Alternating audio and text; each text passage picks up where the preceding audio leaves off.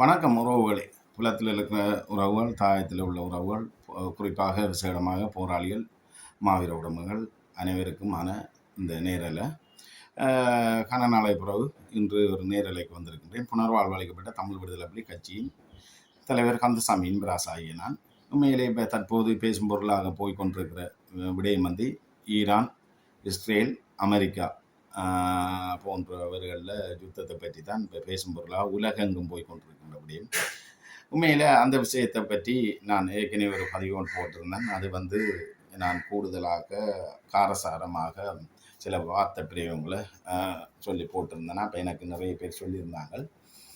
உண்மையில் இன்பராசா இப்போ இருக்கிற சூழலுக்கு நீ அப்படியெல்லாம் போடக்கூடாது, அதை தூக்கி விடு என்று சொன்னால் எங்கள்கிட்ட எந்த விதமான ஒரு பலவும் இல்லாமல் அரசியல் அங்கீகாரம்,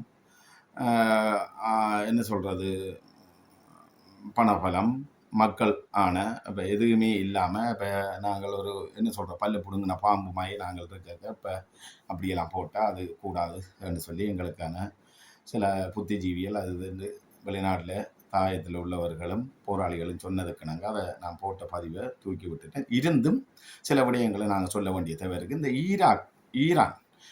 ஈரான் இஸ்ரேல் அமெரிக்கா என்ற யுத்தம் இது வந்து தனியாக இப்போ ஈரான் இப்போ அமெரிக்கா இஸ்ரேல் வந்து துவங்கின யுத்தம் இல்லை. இது ஒரு 3ஆம் உலக போருக்கான ஒரு ஆரம்ப புள்ளி தான் இது. உண்மையில் இது வந்து போர் அடிச்சிட்டு எல்லா நாடுக்கும் வந்து இப்போ இன்றைக்கு எல்லா நாட்டிலையும் வந்து அபிவிருத்தியை தான் செய்வாங்க.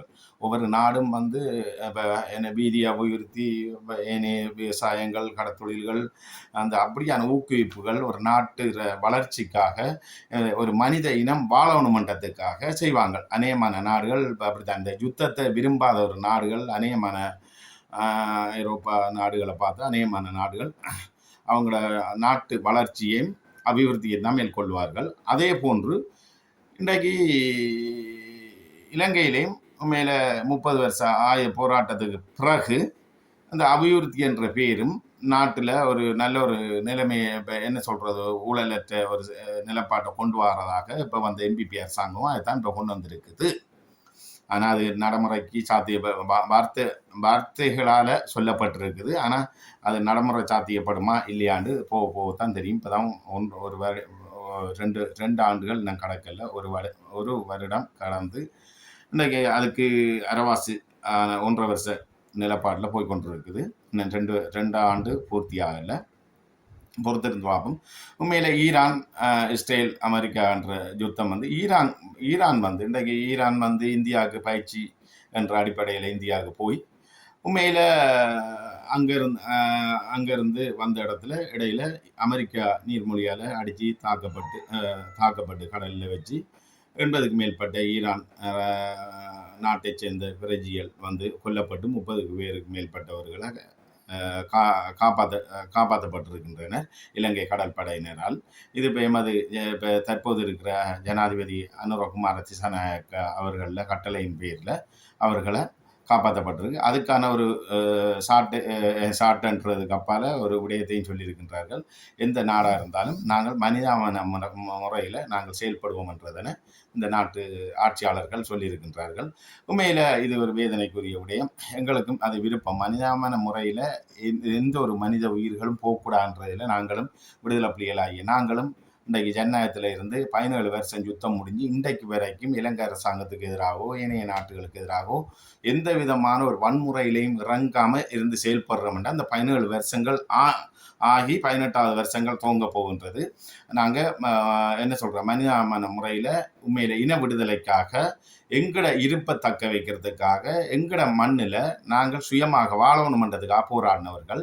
ஆனால் அந்த அடிப்படையில் எங்கட நாட்டில் உண்மையிலே செஞ்சோலை அநாத பிள்ளைகள், அப்பா அம்மா என்று எடுத்து வளர்க்கப்பட்ட பிள்ளைகள், செஞ்சோலையில் இருந்த நூற்றுக்கணக்கான பிள்ளைகள், அது மட்டும் இல்லாத இப்போ கடைசி யுத்தத்திலே கெட்பணி பெண்கள், இன்றைக்கு நிறமாத பிள்ளைத்தாச்சா இருந்த பெண்கள் எல்லாம் இன்றைக்கு கடைசி டைமில் யுத்தம் நடந்த டைமில் இன்றைக்கு இதே ஈரான், இதே உக்ரைன், இதே இஸ்ரேல், இதே அமெரிக்கா, இதே இந்தியா, இதே பாகிஸ்தான் என்ற அவர்கள் அனுசரணையோடு தான் எங்களோட மக்களை கொத்தாக கொண்டு குவிச்சார்கள், கொன்று குவிச்சார்கள் என்றதை நான் சொல்லணும். இனப்படுகொலை செய்து முடித்தார்கள் எங்களோட மக்களை.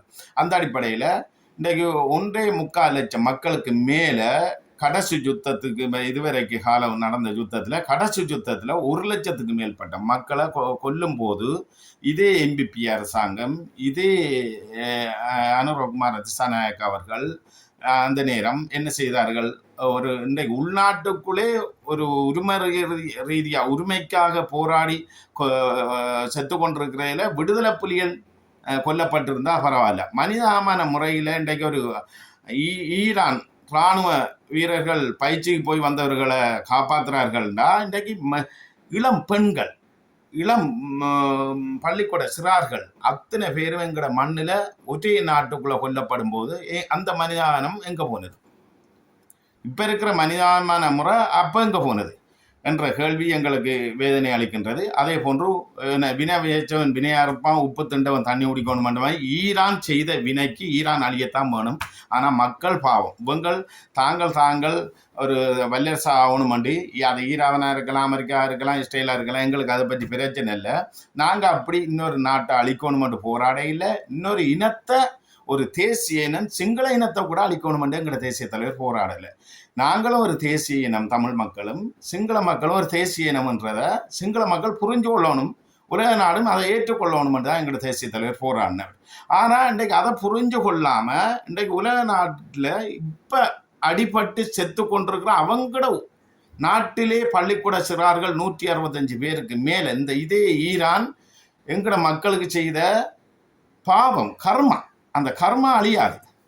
ஒவ்வொரு நாட்டும் இந்த உக்ரைன் எப்படி அழிஞ்சுது, அதே மாதிரி இப்போ கொரோனா யுத்தம் முடிஞ்சது அப்புறம் எப்படி வந்தது, எங்களோட மக்களை கொன்று குவிச்ச அத்தனை நாட்டுகளுக்கும் என்ன மாதிரி வினை வந்தது இந்த கொரோனான்ற இயற்கை அனர்த்தம். அதுக்கப்புறம் இயற்கை அனர்த்தம் வெள்ளம் என்று சொல்லி எவ்வளவு கொண்டு இயற்கையால் அழிக்கப்பட்டது. இன்றைக்கு இதே யுத்தத்தை எங்களோட மக்கள்கிட்ட வெளிநாட்டில் ஈரான்லேருந்து, சவுதி, பாகிஸ்தான்லேருந்து, இந்தியாவிலேருந்து, அமெரிக்காவிலேருந்து, இஸ்ரேல்லேருந்து, உக்ரைன்லேருந்து வாங்கி எங்களோட ரசாயன நஞ்சு குண்டு, கொத்து குண்டெல்லாம் வாங்கி எங்களோட மக்களை கடைசி யுத்தத்தில் 1.25 லட்சம் பேருக்கு மேற்பட்ட மக்களை கொண்டு கொலை செய்து குவிச்ச மஹிந்த ராஜபக்ச குடும்பத்துக்கு என்ன நடந்தது எல்லாம் கண்ணுக்கு முன்னு பார்த்துட்டேன். அந்த எங்கட பழி, எங்களோட மாவீரர்கள் ஆத்மா, எங்களோட மக்கள் ஆத்மா சும்மா விடாது. அதுகளில் உயிர் சும்மா போகவில்லை. கொத்தா சாக சதையும் உடலும் அங்கே இஞ்சியும் சிதறி பனைமரம் வழியையும் பங்கர் வழியையும் வீட்டு வழியையும் சிதறி கிடந்த எங்களோட கண்ணால் பார்த்தோம் நாங்கள். அந்த நேரம் இந்த ஈரான் இன்னும் அடி இலங்கை அரசாங்கத்தை அள்ளி கொடுத்தது ஆயுதம். இந்த இப்போ விளங்குது தானே அவங்களோட மக்களுக்கு, பள்ளிக்கூட சிறார்களுக்கு அமெரிக்கா அடிக்கக்குள்ள இன்றைக்கு 165 மேற்பட்ட பள்ளிக்கூட சிறார்கள் என்ன பாவம் செய்தாங்க ஈரான்கிட்ட கேட்குறேன். அடே நீங்கள் செய்கிற ஆயுதங்களையும் நீங்கள் செல்வந்தர்களாக இருக்கணும், உங்களோட நாட்டில் நீங்கள் இன்னொரு நாட்டை அடக்கி வைக்கணும்னு தானே வாழ்கிறீங்க.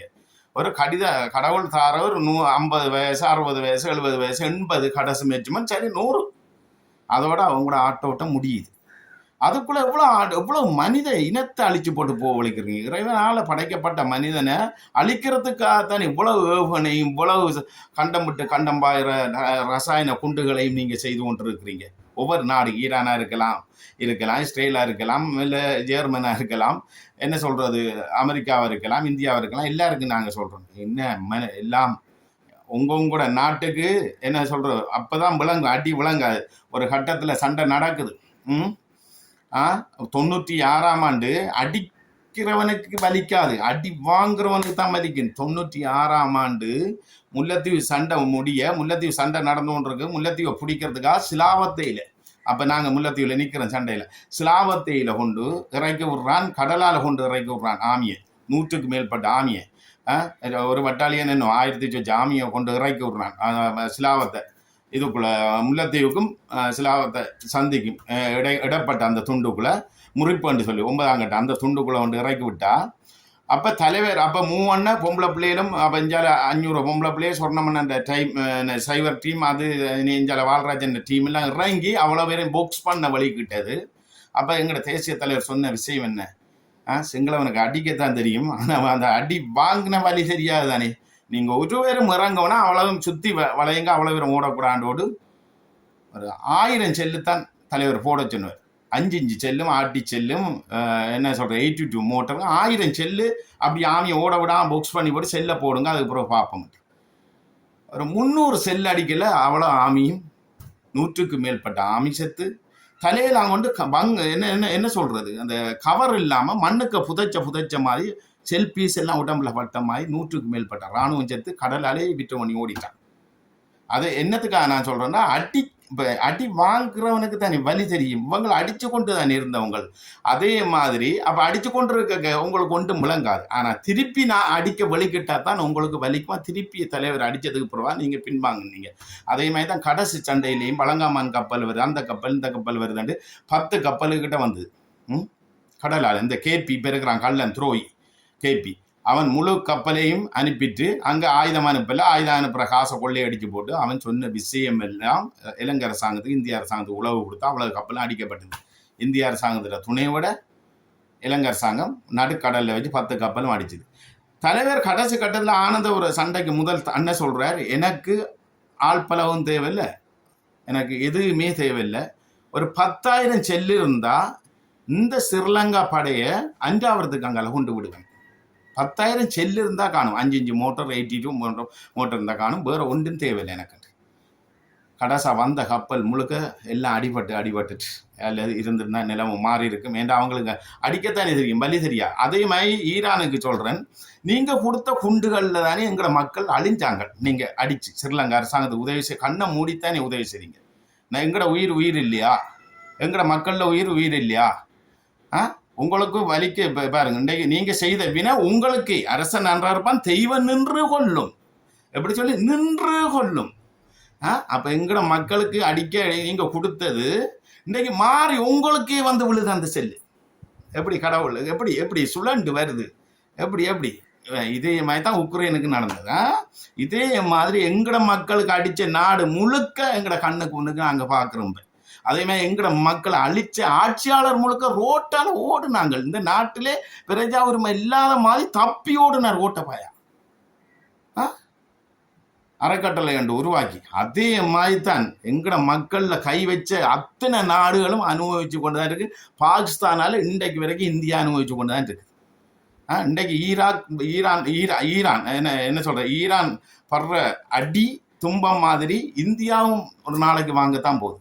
ஏன்னா சீனாக்காரன் ஒத்துழைப்பு மாதிரி உறவு பாலமாக இருந்து கொண்டு சீனா வடக்கு கிழக்கால மூவ் பண்ணிட்டான் இந்தியாவை பிடிக்கிறதுக்கு, இந்தியாவுக்கு தாக்குதல் செய்கிறதுக்கு. கம்பாந்தோட்டையில் அவனோட துறைமுகம் மட்டும் இல்லை, வடக்கு கிழக்கிலே முழுக்க அட்டை பிடிக்கிற கரையோரம் ஃபுல்லாக நேவியோட சேர்ந்து ஈரான் தான் நிற்குது. இந்த என்ன பேர் சீனாக்காரன், சீனா வந்து கரையோரம் ஃபுல்லாக ஊடுருவிட்டு இந்தியாவை பாக்ஸ் பண்ண. இன்றைக்கு இந்தியா செய்த வினைக்கு எங்களோட மக்கள் அழிச்ச இந்தியாவை நாங்கள் சுட்டி காட்டுறோம். என்னென்னா, இந்தியா எங்களோட தேசிய தலைவர் சொன்னமா இந்தியாட்ட இருந்து நாங்கள் யுத்தம் செய்த தர்ம யுத்தம் எங்களை மீட்டெடுக்கிறதுக்காக. இந்தியா அண்ணன் தம்பி, நாங்கள் இந்தியா அழிக்கணும் இன்றைக்கு வரைக்கும் நினைக்கல. அவங்க செய்த தவறுகளை தான் சுட்டி காட்டுறோம் நாங்கள். அந்த இவங்க செய்த தவறு இன்றைக்கு எங்களோட 1 லட்சத்துக்கு மேற்பட்ட மக்கள் முள்ளிவாய்க்கால் சாக பார்த்துருந்தது மிகப்பெரிய தவறு. அது மட்டும் இல்லை, இராணுவ உதவியிலிருந்து ஆயுத உதவி வரைக்கும் செய்தது. இந்த சுரேஷ் பிரேமச்சந்திர மண்டையாங்குழு தலைவன் சொல்கிறான் இந்தியா வர இல்லையா கடைசி வரைக்கும். ஏன்டா அவன் அசோகா ஹோட்டல்ல இருந்து இந்தியா ராணுவம் வந்ததுலேருந்து 87லேருந்து கடைசி 90 வரும் வரைக்கும் அத்தனை பேரையும் மண்டையில் போட்டு போராளிகளில் குடும்பம் வேணுமா, போராளிகளுக்கு உதவி செய்த ஆக்கள் வேணுமா, விடுதலை புலிகளுக்கு உதவி செய்த ஆக்கள்னா பெண்கள் வேணுமா, கற்பழிச்சையிலேருந்து எல்லாம் இந்தியா ராணுவத்துக்கு பெண்களை பிடிச்சு கொடுத்ததுலேருந்து இந்த மண்டையாங்குழு சுரேஷ் பிரேமச்சந்திர சொல்கிறான். அவன் தான் செய்தவன். யாழ்ப்பாணத்தில் அசோகா ஹோட்டல்ல இருந்து முழு இபிஆரில் தான் முழு தாக்குதலும் செய்தது எங்களை மக்களை அழிக்கிறதுக்கா. அப்போ அவ்வாறான நிலைமையில் உண்மையிலே அப்படி இருந்த நிலைமையில் இன்றைக்கு அவன் சொல்கிறான் இந்தியா ராணுவம் வரையும் இல்லை, பயிற்சி கொடுக்கையும் இல்லைன்றான். அதுக்காக தான் நான் என்ன சொல்கிறேன்டா, எல்லாரும் செய்த வினைக்கு எங்களோட மக்களுக்கு இன்றைக்கு கண்ணுக்கு முன்னுக்கு நீங்கள் அழிஞ்சு கொண்டு இருக்கிறீங்க. ஈரான் செய்த வினைக்கு ஈரான் இன்றைக்கு நல்ல அனுபவிக்குது, ஆனால் வெளிக்காட்டு இல்லாமல் இருக்கு. ஆனால் ஒன்று இதில் மட்டும் நான் சொல்லிக்கொள்ள விரும்புகிறேன்டா, ஈரானுக்கு பின்துணையாக நிற்கிற வடகொரியா, அதே மாதிரி சீனா. அப்போ சீனாவும் வடகொரியாவும் செய்த நவீன ஆயுதம் ஏவுகணைகளை ஈரானில் வச்சு தம்ப பயன்படுத்துகிறான். ஏன்னா அவங்க ரயில் எடுக்கணுமே, அதான் இந்த ஃபிக்ஸ் பண்ணி அடிக்கிறான். அடித்தா இனி அடுத்த நாட்டுக்கு யுத்தம் செய்ய ஈரானில் வச்சு எல்லாம் செய்கிறான். ஈரானுக்கு என்ன சொல்கிறான், நீ அமெரிக்காண்டாலும் அடி, எந்த நாடுனாலும் அடி, நாங்கள் சப்போர்ட் தரோம், என்று சொல்லி சீனா சொல்லியிருக்கு, வட கொரியா சொல்லியிருக்குது, என்ன ரஷ்யாவும் சொல்லியிருக்கு பிள்ளருக்கு உள்ளால். மற்ற இந்தியாவுக்கு பயிற்சிக்கு வந்து போன ஈரான் படையினர் யாருக்கு தெரியும்? இந்தியாவுக்கு மட்டும்தான் தெரியும் அவங்க வந்து போனது. அப்போ ஸ்போர்ட்டா வந்து அமெரிக்கா அடிக்குதுண்டா அதுலேயே பாருங்க எங்கே இருக்குது உளவுத்துறை. ஆறு சொன்னது, ஆறு அடித்தது. சரி, அது ஒரு புறம் இருக்கட்டும். நான் பாருங்க எங்கட மக்களில் பிரச்சனையில் இந்த நாட்டில் இருக்கிற அரசாங்கத்துக்கு நான் சொல்லிக்கொள்ள விரும்புகிறேன். இன்றைக்கு கப்பலை வந்து ஈரான் படையினரை இறக்கி கொழும்புக்கு கொண்டு போயிட்டு திருவோணமலை துறைமுகத்துக்கு இந்த கப்பலை விட்டது வடக்கில், அது திருவோணமலை மாவட்டத்துக்கு அமெரிக்கன் அடித்தா திருவோணமலைக்கு அடிக்கட்டும், வடகிழக்கில் அடிக்கட்டும் வேண்டாம். ஆனால் அமெரிக்கன் முட்டாள் இல்லை.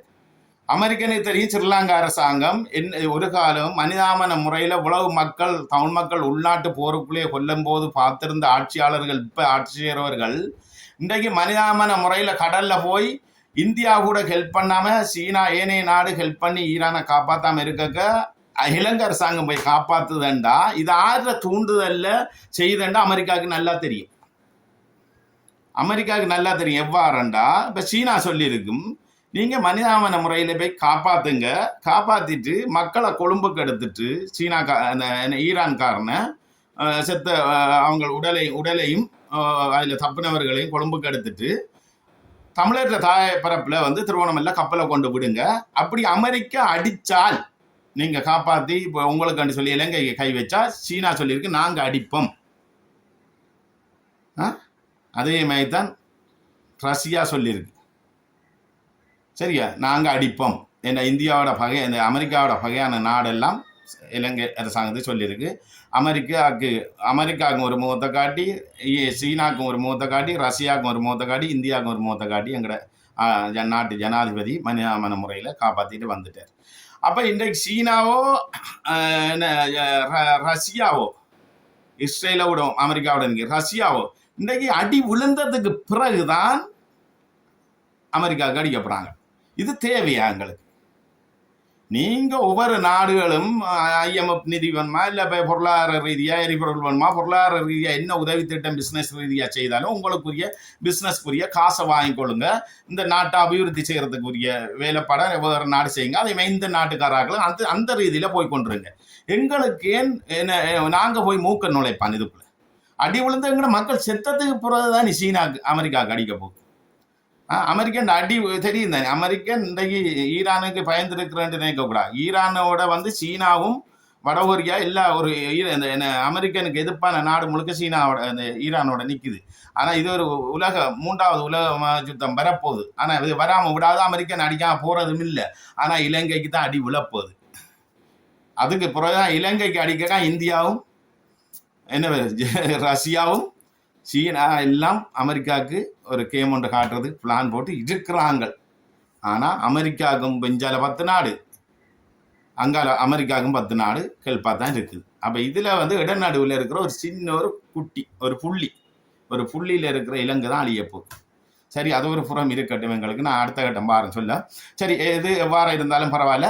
ஆனால் வினவேச்சவன் வினையாரப்பான், உப்பு திண்டவன் தண்ணி குடிக்காம தாமனும். எங்கட மக்களை அழியக்குள்ள பால்சோறு சமைச்சு கொடுத்தவர்களும், எங்கட மக்கள் அழிஞ்சது பிறகு வெடிக்கொளுத்தி கொண்டாடினவர்களும், எங்கட மக்கள் அழிவுக்கு காரணமாக இருந்த நாடுகளும் இன்றைக்கு அழிஞ்சு கொண்டு இருக்குது. இதை விட்டு எங்களுக்கு மக்கள் சாகிறகிட்டு கவலை இருக்குது. ஆனால் இந்த அந்தந்த நாட்டு ஆட்சியாளர்கள் கொல்லப்படுறதை பற்றி எங்களுக்கு எந்த விதமான கவலையும் இல்லை. அந்த நாடு அழிகிறதை பற்றி எங்களுக்கு எந்த விதமான கவலையும் இல்லைன்னா நாங்கள் அழிஞ்சிட்டோம். லட்சக்கணக்கான பேர் நாங்கள் அழிஞ்சு வெறும் உடல் மட்டும்தான் வந்து நாங்கள் கோமனை மட்டும்தான் நாங்கள் தப்பி வந்தது.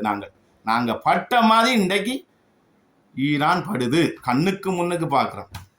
இஸ்ரேல் படுது, அமெரிக்கா படுது, எல்லா நாடுகளில் இருக்கிற அமெரிக்கா தளங்களும் அடி விழுது. அப்போ பாருங்க, எல்லா நாடும் விடுதலை புலிகள் அழிக்கிறது எங்களோட மக்களை அழிச்சதுக்கு கடவுளால் ஒரு சுழற்சிமம் வந்து கொண்டிருக்கு. அடுத்த இந்தியா சீனாவுக்கு வரும்.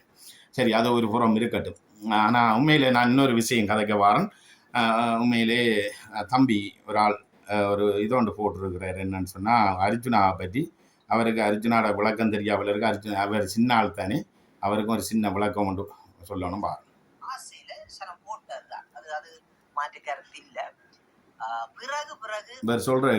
அர்ஜுனா டாக்டர் வந்து சில விஷயங்களை வந்து பாராளுமன்றங்கள்ல அது அரசாங்கமா இருந்தாங்க சின்ன ஒரு ஆளா இருந்தாலும் ஒரே பார்வையில அவர் கதைக்குள்ள நான் என்னை சார்ந்த நிறைய உறவுகளுக்கு வந்து உண்மையிலேயே அடுத்த தலைமை பீடம் ஒரு ஒரு ஒரு மக்களுக்கு ஒரு தலைமை தாங்கி ஒரு நல்லது செய்யக்கூடிய ஒரு வழிகாட்டியா இருக்கக்கூடியதா அர்ஜுனா அண்ணா தான் நடத்தாங்க. உண்மையான சம்பவம் எங்களோட தமிழ் மக்கள் என்பிபி கட்சிக்கு வாக்களிச்சேன்னு சொன்னா எல்லாரும் சரி, ஓகே. அடே தம்பி, உனக்கு திரும்பியும் சொல்கிறேன். நீ வந்து ஒரு இப்போ பொலிஸ் பிரச்சனைன்னு சொல்லி இம்பிராஸ் அண்ணன் எடுத்து என்னோட கயச்சனி முள்ளியவளையில் இருக்க. நீ ஒரு சின்ன பொடியன். உனக்கு எங்களோட போராட்ட அனுபவம் உண்ட அனுபவம் வந்து உண்ட வயசு. ஆனால் உண்மையில் நாங்கள் 20 வருஷம் நாட்டுக்காக போராடி இருக்கோம். 30 வருஷம் போராட்டத்தில் நீ சின்ன பொடியன். உனக்கு ஒன்று சொல்கிறேன், நீ அர்ஜுனாவுக்கு செம்பு தூக்குன்னா தூக்கு. ஆனால் அர்ஜுனாவோட பொய் முகம் உனக்கு தெரியுமா? அர்ஜுனாவுக்கு இன்னொரு முகம் இருக்குது தெரியுமா? அர்ஜுனா பச்சை துரோகி, அது தெரியுமா உனக்கு? அர்ஜுனா அது மட்டும் இல்லை, இன்றைக்கு வந்து அனுரையோட நிற்கிது. என்ன அனுரையா மன்னிக்கோணும், நவமல் ராஜபக்சோட நிற்கிது. அவன் வெளிப்படையாக எத்தனை செய்தியில் சொல்லியிருக்கான். இன்றைக்கு நவமல் ராஜபக்ச ஆட்சியை பிடிச்சால் டக்ளஸ் தேவானந்தா இருந்த பதவியை விட தனக்கு அதுக்கு மேலே ஒரு நல்ல பதவி கிடைக்கும்னு சொல்லியிருக்கிறான். விளங்கிட்டா அது? அப்போ அவ்வாறு இருக்கையில் இன்றைக்கு டக்ளஸை விட தனக்கு நல்ல பதவி இந்த நாட்டில் முதலமைச்சர் பதவியும் கிடைக்கும் வடமானத்தில்னு சொல்லி இந்த அர்ஜுனா கதைச்சதை நீ பார்க்கலையா தம்பி? உனக்கு சொல்லி கிடக்கு, நீ அர்ஜுனாவை செம்பு தூக்குண்டா தூக்கு. இப்படித்தாண்டா நீங்கள் எல்லாரும். கர்ணா வந்து தனிப்பட்ட ஒரு குரோதத்துக்காக கர்ணா இந்த இயக்கத்தை விட்டு விலத்தி பிரிஞ்சு போக்குல 5125 போராளிகளை கொண்டு ஒரு பிரேசவாதத்தை கொண்டு வந்து வடக்கு கிழக்குலையும் ஒரு சரிவை ஏற்படுத்தினான் தேசிய தலைவர். விளங்கிட்ட? கர்ணா பிரிக்க தனிப்பட்ட ஒரு குரோதத்தால அவன் தனியே போயிருக்கலாம். ஒரு 5 பேர் 10 பேர் இல்லாட்டி தனியே போராளிகள். 5000 பேருன்றா சும்மா போராளிகளா அவ்வளோத்தையும் கொண்டு ஒரு சரி ஏற்படுது. ஆனால் போயிட்டு சொல்கிறான், எனக்கு பிரச்சனை தலைவரோட, அதால் நான் பிரிஞ்சுட்டு வந்துட்டேன். அடே உங்களுக்கு பிரச்சனைனா நீங்கள் தனியாக போங்கோண்டா, போய் அரசாங்கத்துக்கு வாழ் பிடிங்க, காட்டி கொடுங்க, கூட்டி கொடுங்க. அதே மாதிரி உனக்கு சொல்கிறேன் தம்பி, நீ தனிப்பட்ட கருத்தண்டு இதில் சொல்கிறாய். விளங்கிட்டா? ஆனால் தனிப்பட்ட கருத்தாவே நீ செயல்பட்டுறணும். விளங்கிட்டா? ஆனால் நீ மக்களை கூட்டி கொடுக்கக்கூடாது அர்ஜுனாக்கு. விளங்கிட்டா? உனக்கு சொல்லி கிடையாது.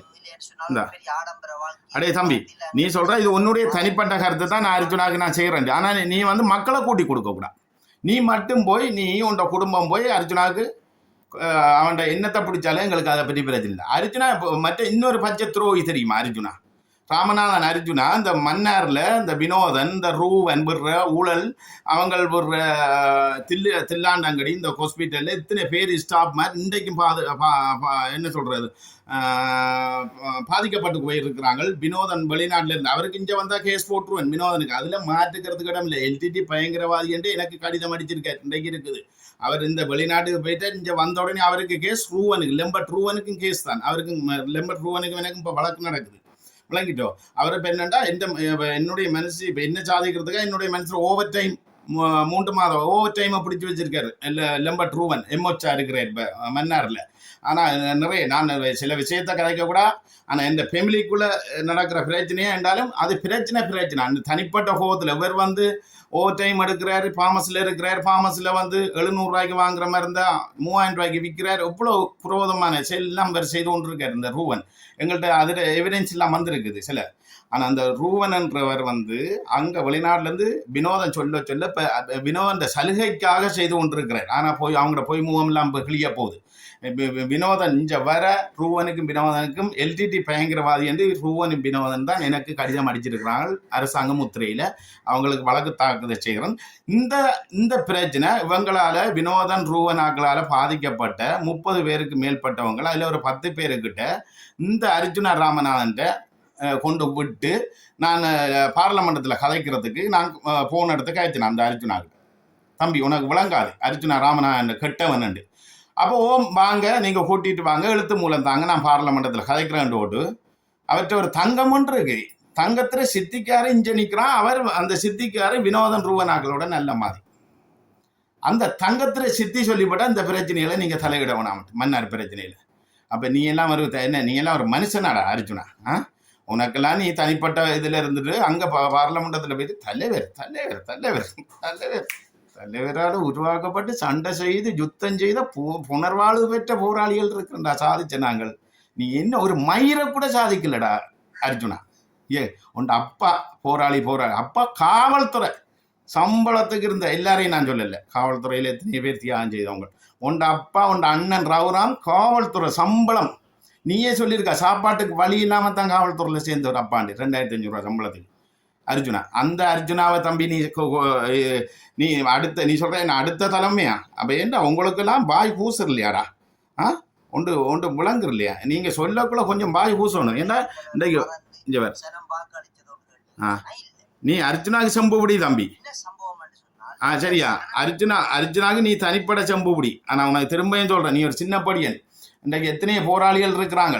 சரி, எவ்வளோ விவரம் தெரிஞ்சவங்கலாம் இருக்கிறான். நீ ஒரு போராளிக்கு சார்பா நீ கதை. ஆனால் அந்த காவாலி பொறுக்கியலுக்கு சார்பா நீ கதைக்காத. நீ கதைக்குன்னா நீ உன் குடும்பத்தோட போய் அர்ஜுனாவோட நீ ஹெல்ப் பண்ணு. ஆனால் அந்த மக்களுக்கெல்லாம் நான் விளங்கப்படுத்துவேன்னு சொல்கிறேன். மகா அவ்வளோ உனக்கு சொல்லி கிடக்கு இன்றைக்கு. சரியா, நீ அதை நிறுத்திக்கோள். சரியா, அர்ஜுனாக்கு நீ என்ன செம்பு தூக்கி அர்ஜுனா என்ன சந்தவன் உனக்கு? என்ன சந்தவன்? இன்றைக்கு பழையில பொழுசு விரட்டாமன்றோனே அர்ஜுனா போய் கதைச்சோனா? நாங்கள் கதைச்ச நாங்கள் யூடியூப்பில் கதைக்க வலிக்கிட்டது. நாங்கள் உங்களுக்கு சப்போர்ட் தந்தது. இவன் என்ன எப்படிப்பட்ட பொறுக்கேன்னு தெரியுமா அர்ஜுனா?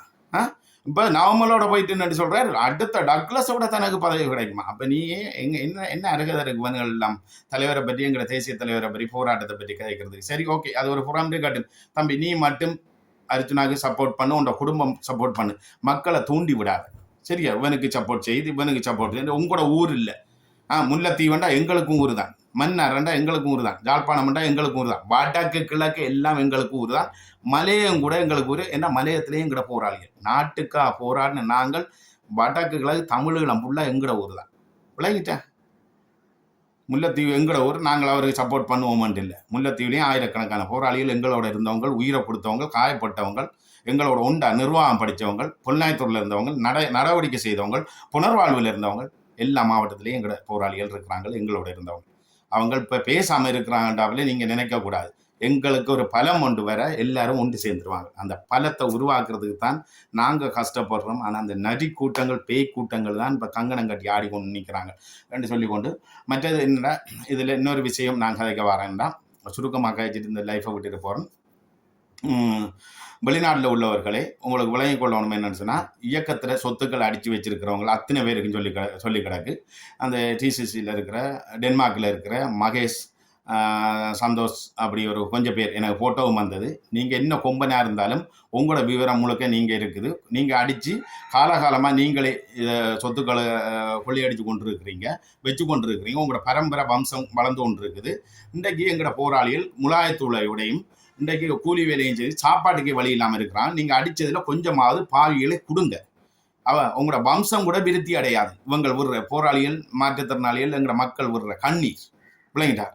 எங்களோட தேசிய தலைவர் எங்களோட போராளிகளை சும்மா விட்டுட்டு போகல. உங்களுக்கு இன்னொரு விஷயம் நான் சொல்கிறேன் என்னண்டா, இது வழியாக விளைய கொள்ளுங்க. எங்களோட தேசிய தலைவர் இன்றைக்கு நேற்று எங்களோட போராளிகளுக்கு சொத்துக்களை சேர்த்து வைக்கணும் மட்டும் நினைக்கல.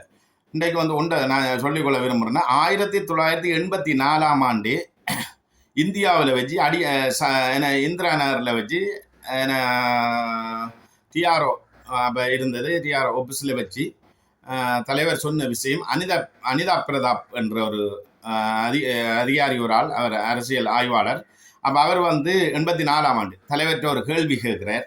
அதாவது, நீங்கள் தமிழீழம் கிடைச்சது பிறகு உங்களோட பணி என்ன, அடுத்த கட்ட பணி என்னன்னு சொல்லி தலைவர்கிட்ட கேட்க, தலைவர் சிரிச்சு போட்டு சொன்னாராம், என்னுடைய பணி தமிழீழம் கிடைச்சதுக்கு பிறகு அவங்களை இழந்த போராளிகளை பராமரிப்பது தான் என்னுடைய பணி என்றவர் தலைவர்.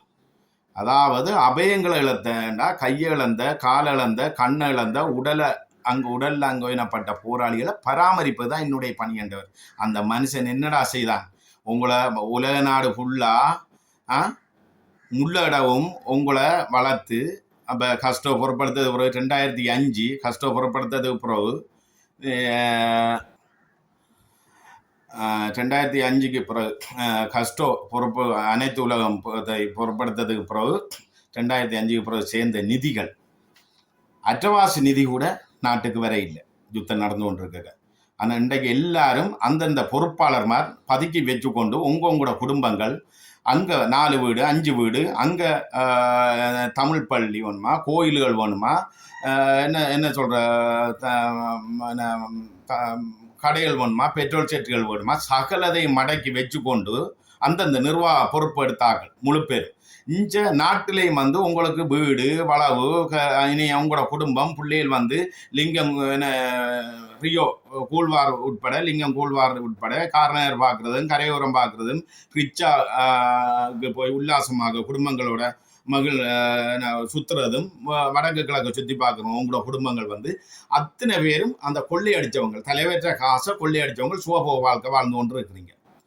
நான் இப்போ தானே சொன்னேன் அரசன் நன்றான் தெரியும் நின்று கொள்ள மாட்டேன். ஈரான் செய்த பிள்ளைக்கு இந்த ஈரான் இனமே அழியுது.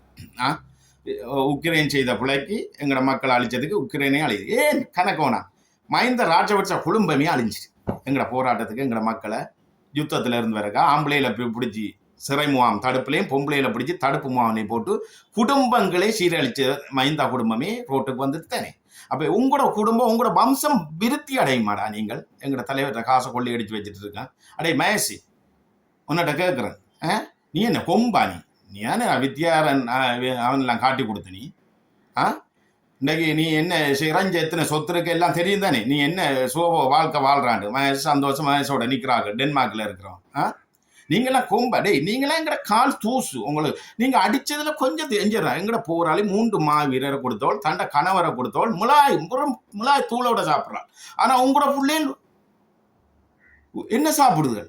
விதம் விதமான சாப்பாடுகள் சாப்பிட்டு யூடியூப்லாம் போடுதல் உல்லாசமாக தெரியுதுகள். அப்போ இவங்களோட வயிறு எரிய மிளகாத்துல சாப்பிட்ற 3 மாவீரரை குடும்பம் சாப்பிட வயிறு எரிய உங்களோட வம்ச விருத்தி அடையுமா? நீங்கள் நாசமாக போவீங்களா இல்லையா? அந்த மஹிந்தா குடும்பம் அழிஞ்ச மாதிரி நீங்கள் இந்த டிசிசி இந்த இவங்க என்ன இப்போ தலைவர்கிட்ட நிதியெல்லாம் கொள்ளையடிச்சு வச்சிருக்கிற அத்தனை பேர் நீங்கள் அழிஞ்சு நாசமாக போவீங்களா இல்லையா? மஹிந்தா குடும்பமே கண்ணுக்கு முன்னுக்கே நாசமாக போனது.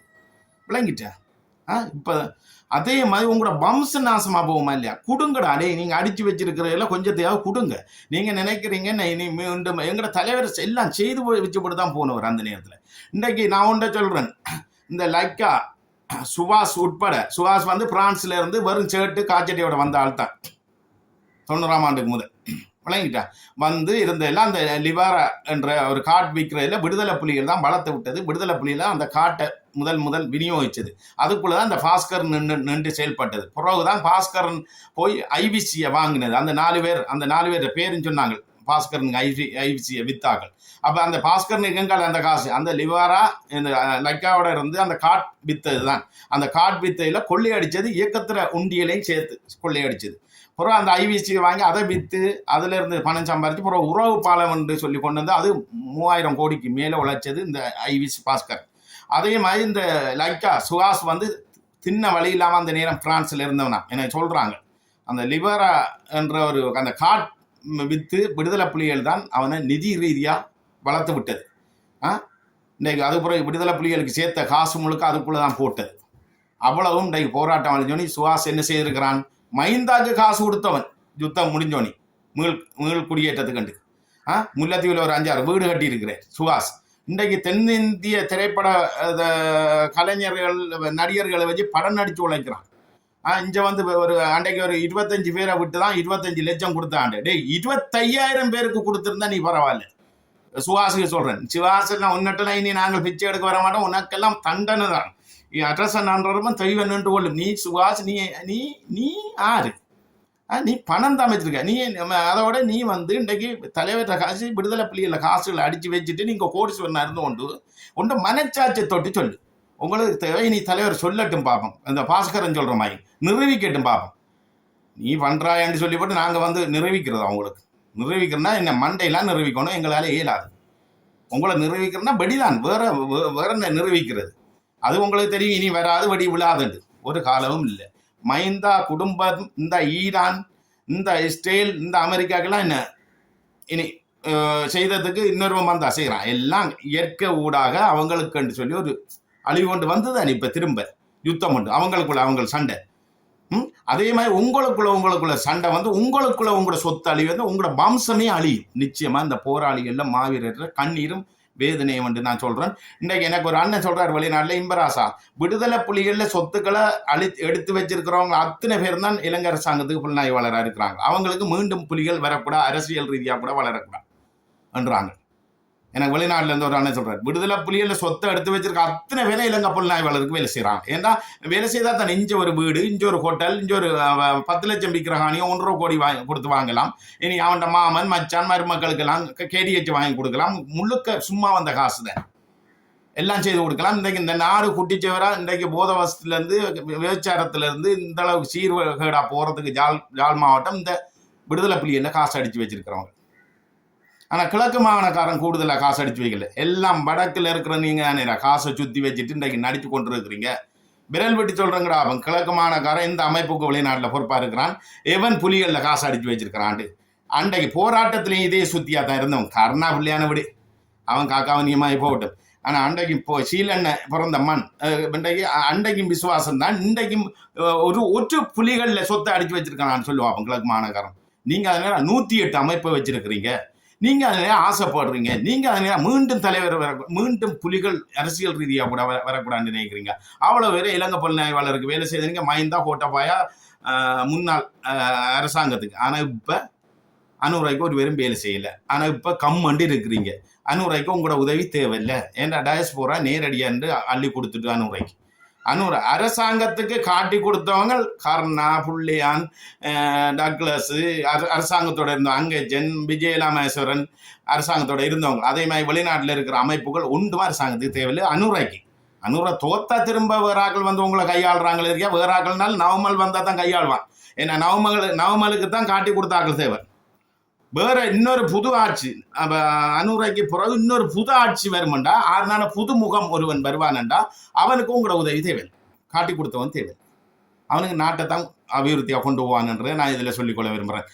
இனிமேலாவது சிந்திச்சு செயல்பட்டு எங்கட தலைவர் அந்த மனுஷன் அந்த நேரத்தில் 84ஆம் ஆண்டு போராளிகளுக்கு அங்கே என்ன சொல்றது அபயங்களை இழந்த போராளிகளுக்கு நிதி 84ஆம் ஆண்டு அந்த மனுஷன் சேர்த்து வைக்க வலிக்கிட்டு நிதி எழுறான். இன்றைக்கு அந்த தலைவர் எல்லாம் சரி, ஆனால் தலைவரை கணிப்பு உங்களை பொறுப்பா விட்டு தான் போல. அதால நீங்கள் முழுக்க கொள்ளையடிச்சிடுங்க ஒவ்வொரு பொறுப்பாளர் மாதிரி விசுவாசம் இல்லாமல் என்று நான் சொல்லிக்கொண்டு உண்மையிலே இந்த விஷயத்தில் இன்னொன்று சொல்கிறேன்.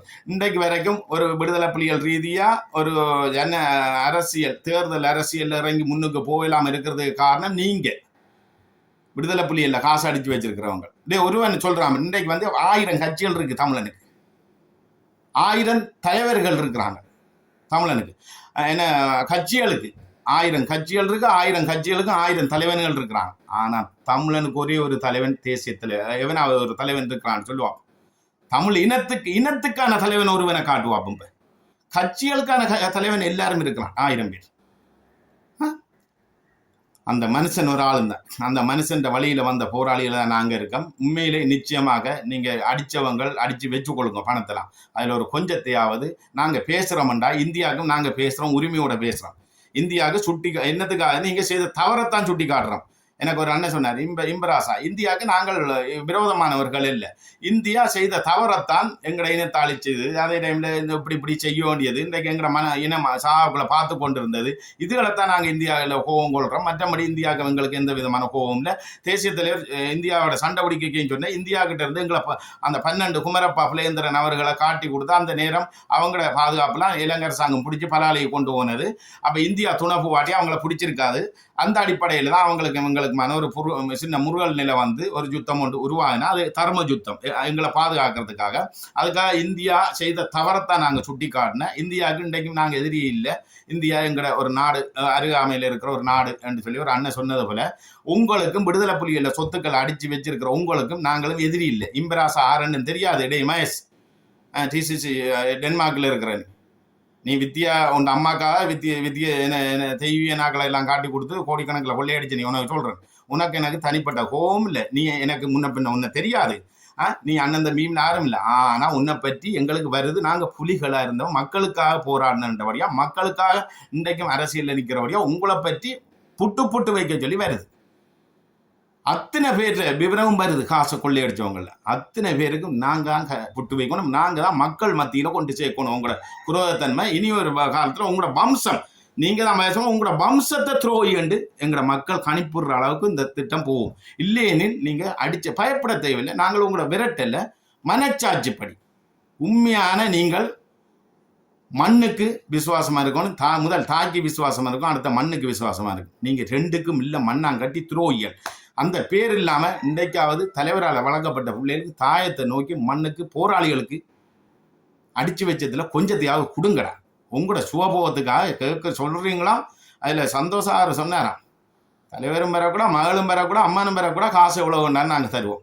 உங்களுக்கு பயம் என்ன? மதுவண்ண சொன்னமா ஒரு சண்டைக்கு போக ஒருவன் டொய்லெட்டுக்கு போய் மாறிட்டான். பச்சையாக சொல்கிறேன்.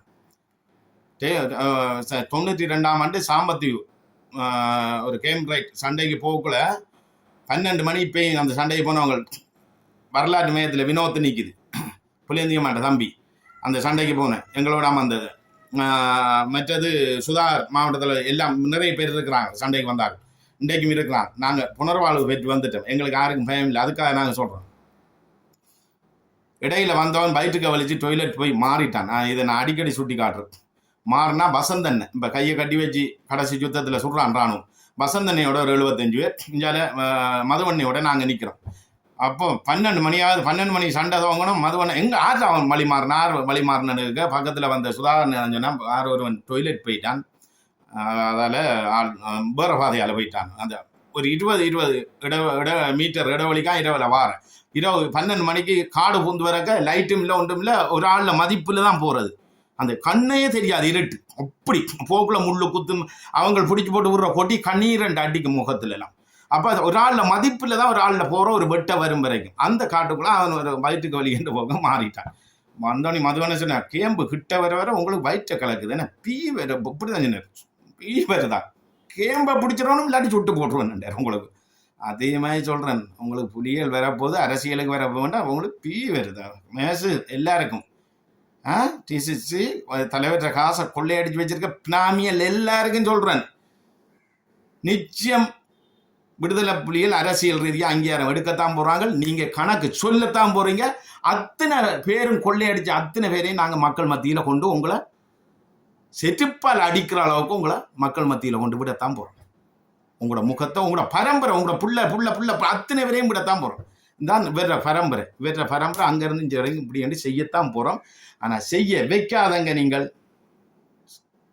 பாலராஜன் சொன்ன மாதிரி சொல்கிறதான் செய்யும், செய்கிறதான் சொல்லும். அடிப்பம் எங்கிட்ட அடி வாங்கிட்டு ஒன்று வந்தால் சரப்புஞ்சியா என்ற ஒரு மீட்டிங்கில் சொன்ன மாதிரி அடிப்பம் அரசியல் ரீதியாக எல்லாம் அந்த அவங்க கற்றுத்தந்த பாடம் தான் இன்றைக்கு எங்களோட மனசுக்கு இருக்குது. ஒவ்வொரு தளபதிமார்கிட்ட நின்றும் குட்டு வாங்கி நாங்கள் அப்போ துரோகம் செய்யலையடா, ஓடலையடா. குட்டு வாங்கும், அடி வாங்கும். மரத்தில் ஆளையால் அடிபிடிப்பட்டா பனிஷ்மெண்ட்டில் மரத்தில் ஏறுவோம். ஆளையால் சண்டை பிடிச்சா 1000 2000 தோப்பு ரைவில் பண்ணிட்டு அடிப்போம். இன்னும் கஷ்டப்பட்டாலும் இயக்கத்தை விட்டு ஓடலையடா. நாங்கள் 2009 மணி உறுதியாக தானே நின்ற நாங்கள் இன்றைக்கும் உறுதியாக தானே நிற்கிற இந்த தாயத்தில் என்னடா கிடக்கு. ஒரு கீறு சொல்லுங்க அப்போ எங்களில் கேட்டால் சொல்கிறீங்க. அன்றைக்கு ஒரு பேர் கயச்சனா அவர் பேர் சுவிஸ்லேருந்து உதவி செய்யுங்கன்னா நீங்களும் விடுதலை புலியில் காசை வச்சிருக்கிறீங்கன்னா இப்படி எத்தனை பேர் எங்கள்கிட்ட நிற்கிறாங்க, எத்தனை போராளிகள், எத்தனை ஆதரவாளர் பிள்ளைகள் ஆடு மேய்க்குது. இன்றைக்கு ஆடு மேய்க்குது அழுதுகள். அண்ணா எங்கள் அப்பா இயக்கத்துக்கெல்லாம் இவ்வளோ ஹெல்ப் பண்ணார், உங்களுக்கெல்லாம் ஹெல்ப் பண்ணார். சாப்பாடு இவ்வளோ இராணுவம் இந்தியா இராணுவம் இருக்கெல்லாம் சாப்பாடு ஒன்று தந்து இந்தியா இராணுவம் பிடிச்சி வச்சு அடித்து எங்கடா அப்பாவுக்கு மூக்கால் வாயெல்லாம் ரத்தம் வந்து புறவு வரைக்கும் நின்று இன்றைக்கு செத்துட்டார். நாங்கள் இவ்வளோ கஷ்டப்படுறோம்னா இம்பராசா நான் உதவி செய்யுங்கண்டு எத்தனை பேர் எங்கிட்ட அழுது கேட்குறான். அப்போ நான் அன்றைக்கு கதைக்க சொல்ல அவர் வெளிநாட்டில் இருக்கிறார். அவரை பேர் சொல்லவனாண்டுட்டார் ஒரு அண்ணன். சொல்லுவேன் நான் கட்டேன் சொல்ல வைப்பாங்க எல்லாரும். அவருக்கு நிறைய காசு அடித்து வச்சிருக்காரு. இயக்கத்தில் காசு போய் சொத்துக்களை வச்சிருக்காரு. சரியா சுவிஸில் இருக்கிறார். என்ன சொல்கிறார், என்ன திணிமண்ணா செய்த தியாகம் எனக்கு தனக்கு மறக்கலாம். அன்றைக்கு காய்ச்சல் வருத்தம் இருக்கக்குள்ள அவர் சொல்கிறார் தனக்கு ஒரு நாள் சாப்பாடு இல்லாமல் இருக்கே தன்னால் ஏழாமல் வந்துட்டான். ஆனால் அவர் 12 நாள் சாப்பாடு இல்லாமல் வீரச்சாவடைஞ்ச பெரிய அதான் தங்களால் ஏழாமல் இருக்காம அந்த தியாகத்தினுக்கு அடை திலீவண்ணாற்ற எங்கட போராளி எங்கட தளபதி அவற்றை வளர்ப்பில் வளர்ந்த போராளி இன்றைக்கு வாழ்வாதாரம் இல்லாமல் கஷ்டப்படுறான் அன்றாடம் சாப்பாடு இல்லாமல். ஆனால் நீ திலீவண்ணாவை பற்றி வர்ணிக்கிறாய். ஆனால் உண்மையான போராளிகள் கஷ்டப்படுறான், மாவீரர்கள் கஷ்டப்படுறான், அவங்களுக்கு உதவி செய்யண்டா. நீ வரலாறு திலீவண்ணாட கதையை சொல்லிப்பட்டு மலிப்பிப்பட்டு போறாய். உண்ட பேரும் தெரியும், உண்ட ஊரும் தெரியும், நீ இங்கே என்ன செய்கிறாய், அங்கே என்ன சொத்தண்டுன்னு தெரியும். உன்னை போல எல்லாரும் ஒரு 2-3 பேர் சொல்லிட்டான். நீ சொல்லாத பார்ப்போம், கொஞ்சம் சந்தர்ப்பம் கொடுங்க பார்ப்போம். செய்யாட்டி அவங்களோட ஃபோட்டோ அது இதெல்லாம் அனுப்புகிறோம். அதுக்கு பிறகு அவங்களோட பேர்களை சொல்லுங்கள். மக்களுக்கு நாங்கள் தெரியப்படுத்துகிறோம். என்னால் மட்டும்தான் தெரியப்படுத்த. நான் அந்த புலிக்கு மட்டும்தான் இந்த பயம். யாருக்கும் பயம் இல்லை, யாருக்கும் விலை போகலைண்ணா. எந்த அமைப்புகளும் மேல போல அதெல்லாம் சுட்டி காட்டுறேன். என்ன சொல்கிறேன், பிஸ்டல்னா இதை சுட்டு காட்டினேன், அது உங்களை சுட்டி காட்டுறேன். சுட்டி காட்டாட்டி அது தலைவராக இருந்தால் சுட்டி காட்ட மாட்டார். தலைவர்கிட்ட ஆயுத பலம், ஆழ்பலம், பணபலம், எல்லா பலமும் இருந்தது. அவர் சொல்லாமல் செய்வார். ஆனால் எங்கிட்ட ஆயுத பலம் இல்லை, பணபலம் இல்லை, ஆழ்பலம் இல்லை. அப்போ என்ன செய்யும், வார்த்தையாலும் சுடணும். வார்த்தையால் சுட்டு மக்களுக்கு காட்டணும், உலகத்துக்கு இவன் கள்ளன். விளங்கிட்டா? அந்த அளவுக்கு தலைவர் பொறுமையாக இருந்து சாதிக்கிற எல்லா பலவும் வச்சிருந்தவழி. விளங்கிட்டா? தலைவருக்கு துரோகம் செய்த நீங்கள் எங்களை பார்ப்பீங்களாடா? ஏதோ சொன்னான், எனக்கு ஒருவன் சொன்னான், இம்பராசா நீ தலைவர் வழியில் வாராய், தலைவர் ஆயுத பலம், ஆழ்பலம், பணபலம் இருக்கக்கே கர்ணா போல தாமாத்தையாப்புல எத்தனை பேர் துரோகம் செய்துட்டு போனாங்க. தலைவர் இருக்கக்கே எத்தனை பேர் கொள்ளையடிச்சிட்டு போனாங்க. அப்போ தலைவருக்கு துரோகம் செய்தவங்க இம்பராசாவை பார்ப்பாங்களா? பெருமை நினைக்கிற இம்பராசா வேண்டாம். லட்சியம் வெல்லும். தர்ம யுத்தம் செய்கிறேன் நான். தர்ம யுத்தம் ஒரு காலம் கொஞ்சம் லேட்டாக தான் வரும் என்று சொல்லிக்கொண்டு அது நிச்சயமாக லேட்டஸ்டாக வரும். நாங்கள் ஜனநாயக ரீதியில், அரசியல் ரீதியாக நாங்கள் வெல்லத்தான் போகிறோம். வெண்டு வரக்க எல்லா போராளிகளும் எல்லா அமைப்பில் இருந்தவங்களும் எங்களோட ஒன்று செய்கிறக்க நீங்கள் கணக்கு வழக்கு சொல்லத்தான் வேணும். புலிகளுக்கு பினாமிகள், விடுதலை புலிகள் சொத்துக்கள் அடித்து வச்சுருக்கீங்க, அல்லது இப்போ நீங்கள் மக்களுக்கு போராளிகளுக்கு கொஞ்சம் கொஞ்சமாக கொடுத்து போராளிகளையும் வாழ வைங்கன்னு சொல்லி கேட்டுக்கொண்டு, உண்மையில் அந்த என்ன சொல்கிறது, மண்டையாங்குழு சுரேஷ் பிரேமச்சந்திர, மற்றது முதலமைச்சராக இருந்து வரதராஜ பெருமாள், அவரோட லைஃப்பும் பார்த்தினான். அவர் அடுத்த கட்டம் அவங்களோட லைஃபோட வாரம். நிச்சயமாக இவங்களெல்லாம் கங்கணம் கட்டி விடுதலை புலிகள் அழியும் வரைக்கும் துரோகிகளோட இருந்து செயல்பட்டுட்டு எதிரியோட இருந்து எங்களோட மக்களுக்காக ஆயுதம் எடுத்து செயல்பட்டுட்டு இப்போ நல்லவங்கள் மாதிரி சில நேரலைகள் யூடியூப்பாளர்களுக்கு கொடுத்து கொண்டிருக்கிறாங்க. இவங்களுக்கெல்லாம் நாங்கள் நிச்சயமாக அவங்களோட தவறுகளை நாங்கள் மக்கள் மத்தியில் வெளிக்காட்டணும் என்று நான் சொல்லிக்கொண்டு மீண்டும் ஒரு நேரலையில் வருகிறேன். நன்றி, வணக்கம்.